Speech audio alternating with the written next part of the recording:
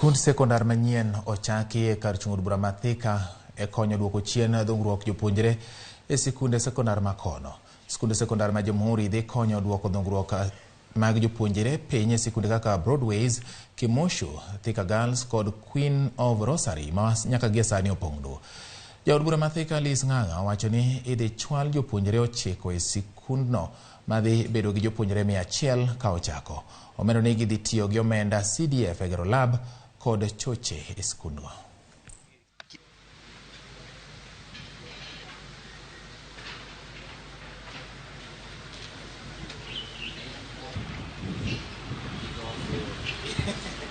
Last week I applied to the ministry through the PS and I requested for 9 teachers so that when we start the secondary school we'll have enough teachers to teach all the subjects. This one can be a fully fledged secondary school. The one we are calling junior secondary school as well as senior secondary school. So that we can the other schools can be feeder to this one.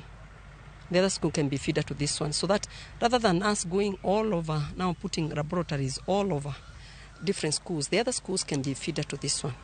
We modernize this one, we give it proper facilities, and then parents can start bringing their children here.